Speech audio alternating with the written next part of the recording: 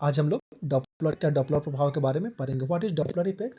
The apparent change in frequency of sound due to relative motion between source and observer is called Doppler effect. Source यानी जो ध्वनि की तरंग को उत्पन्न कर रहा है, किसी तरह की आवाज़ को उत्पन्न कर रहा है, साउंड को उत्पन्न कर रहा है, और ऑब्जर्वर यानी जो उस साउंड को रिसीव कर रहा है ऑब्जर्व कर यानी सुन रहा है, इन दोनों के बीच में आपेक्षिक गति होने ध्वनि तरंग की जो आवृत्ति होती है उसमें कुछ परिवर्तन होता है। इसे कहते हैं डॉपलर प्रभाव कहते हैं। डॉपलर प्रभाव साउंड में होता है और प्रकाश में होता है। यह हम लोग साउंड यानी ध्वनि तरंग में डॉपलर प्रभाव पढ़ेंगे। मान लिया एक फोर्स है एस जो इफ नॉट या इफ जीरो फ्रीक्वेंसी की साउंड वेव को क्या कर उत्पन्न कर एक जो ऑब्जर्वर है ओ जो इस साउंड को क्या कर रहा है रिसीव कर रहा है। तो यहाँ तीन स्थितियाँ उत्पन्न होती है। पहली स्थिति जब सोर्स और ऑब्जर्वर में ऑब्जर्वर क्या है स्टेशनरी है, ऑब्जर्वर क्या है स्टेशनरी है यानी ऑब्जर्वर मूव नहीं कर रहा है। अब मान लिया कि ध्वनि सोर्स जो साउंड को उत्पन्न कर रहा है उसका स्पीड यानी सोर्स से जो साउंड निकलता है उसका स्पीड वी है। ऑब्जर्वर जो है सोर्स अगर मूव कर रहा है तो उसका स्पीड है वी एस। ऑब्जर्वर जो है उसका स्पीड क्या है वी ओ। अगर ऑब्जर्वर मूव करेगा या ऑब्जर्वर अगर गति करेगा तो इसका स्पीड होगा वी ओ। सोर्स अगर गति करेगा मोशन करेगा तो उसका स्पीड होगा वी एस। और इन दोनों के बीच में जो मीडियम यानी जो हवा है यानी जो एयर है उसका स्पीड क्या है वी। और सोर्स जो है वो फ्रिक्वेंसी साउंड वेव को क्या कर रहा है इमिट कर रहा है, उसका फ्रिक्वेंसी कितना है एफ ओ है। तो पहली स्थिति जब ऑब्जर्वर क्या है स्टेशनरी है और सोर्स क्या है मूव कर रहा है, सोर्स का मूव कर रहा है। ऑब्जर्वर स्टेशनरी है इसलिए इसका स्पीड वी ओ क्या हो जाएगा मान लिया 0। सोर्स जो है मूव कर रहा है। अब सोर्स ऑब्जर्वर की ओर पहली स्थिति क्या है, पहली स्थिति है कि ऑब्जर्वर स्टेशनरी है और सोर्स मूव कर रहा है। अब सोर्स किधर मूव कर रहा है, सोर्स जो है ऑब्जर्वर की ओर मूव कर रहा है। Source is moving towards observer with speed V S. तो जो ऑब्जर्वर जो है जो साउंड सुनेगा उसकी फ्रिक्वेंसी क्या होगी नेचुरल फ्रिक्वेंसी। जो साउंड इमिट कर रहा है उसका नेचुरल फ्रिक्वेंसी क्या है एफ है, एफ।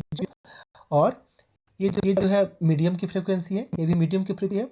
अब इसमें हम ऊपर में हमेशा रेटर में स्पीड ऑफ ऑब्जर्वर को रखते हैं और डिनोमिनेटर में हम स्पीड ऑफ सोर्स को रखते हैं। लेकिन यहाँ ऑब्जर्वर क्या है स्टेशनरी है तो इसका स्पीड 0 है इसलिए इसको ऐसे ही छोड़ देंगे। और नीचे है वी से किसको माइनस करेंगे स्पीड ऑफ सोर्स को वी एस को माइनस कर दिया। यानी when source is moving towards observer the observer will listen a sound of frequency apparent frequency F equals to F not V by V minus V S. दूसरी स्थिति है another case जब source is moving away from observer. Source क्या हो रहा है observer से V S speed से दूर जा रहा है। इस स्थिति में हमारा जो ऑब्जर्वर को जो साउंड सुनाई देगा उसका फ्रिक्वेंसी अपैरेंट फ्रिक्वेंसी क्या होगा F equals to F not V by V plus V S. यहाँ दो फार्मूला मिले हमें डॉपलर इफेक्ट के। When source is moving towards observer and when source is moving away from observer. दूसरी स्थिति है when source is stationary. Source क्या है स्टेशनरी है, सोर्स मूव नहीं कर रहा, इसका स्पीड क्या मान सकते हैं 0 मान सकते हैं। When observer is moving, observer move कर रहा है तो ऑब्जर्वर मूव कर रहा है तो पहली स्थिति क्या है observer is moving towards source. Observer किधर मूव कर रहा है वी ओ स्पीड से सोर्स की ओर मूव कर रहा है। तो ऑब्जर्वर जब सोर्स की ओर मूव कर रहा है सोर्स अपनी जगह पर है और सोर्स क्या कर रहा है साउंड वेव को इमिट कर रहा है। तो ऑब्जर्वर सोर्स की ओर बढ़ते हुए जो साउंड वेव सुनेगा उसकी अपैरेंट फ्रिक्वेंसी क्या होगी आभासी आवृत्ति क्या होगी F not V plus V O by V. दूसरी स्थिति है when observer moves away from source. ये सोर्स है और ऑब्जर्वर क्या है दूर चला जा रहा है। कहाँ चला जा रहा है दूर चला जा रहा है, किससे सोर्स से वी ओ स्पीड से दूर चला जा रहा है। और ध्वनि सोर्स जो है साउंड वेव इमिट कर रहा है, ध्वनि तरंग को उत्सर्जित कर रहा है, और ऑब्जर्वर क्या हुआ, दूर दूर जाते हुए ध्वनि तरंग को सुन रहा है। तो ये जो ध्वनि तरंग सुनेगा, जो साउंड वेव को लिसन करेगा, उसकी एपारेंट फ्रिक्वेंसी क्या होगी, एफ नोट भी minus V zero by V. यहाँ फिर हमने दो फार्मूला पाया, F equals to F naught V plus V zero V naught by V, या F equals to F zero या F naught bracket V minus V zero by V.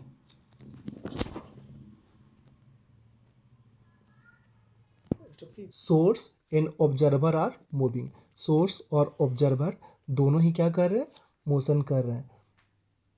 Source की speed V S है, observer का speed V O है। यहाँ भी first condition है, पहला केस है, in first case source and observer both are moving towards each other, source और ऑब्जर्वर दोनों एक दूसरे की ओर मूव कर रहे हैं। तब यहाँ एपारेंट फ्रिक्वेंसी हो जाएगा F equals to F zero V plus V zero या V naught V minus V S, F equals to F naught bracket V plus V naught by V minus V S. Generally इसको कुछ लोग इस तरह से पढ़ते हैं, F equals to F zero bracket V plus V zero by V minus V S. V zero को generally V naught किया जाता है। अगली स्थिति है when both source and observer move away from each other, दोनों एक दूसरे से दूर जा रहे हैं, वी एस स्पीड से वी ओ स्पीड से। तो ऐसी स्थिति में सोर्स जो साउंड इमिट कर रहा है उसको ऑब्जर्वर दूर जाते हुए सुनेगा, और सोर्स दूर जाते हुए साउंड इमिट करेगा। तो ऐसी स्थिति में जो ऑब्जर्वर को जो साउंड वेव सुनाई देगा उसकी अपारेंट फ्रिक्वेंसी होगी F equals to F naught V minus V naught by V plus V S. इस तरह से डॉपलर इफेक्ट का इन तीन परिस्थितियों में ध्वनि तरंग की आवृत्ति पर क्या प्रभाव पड़ता है और एपारेंट फ्रिक्वेंसी का फॉर्मूला क्या होता है हमने समझा। Thank you.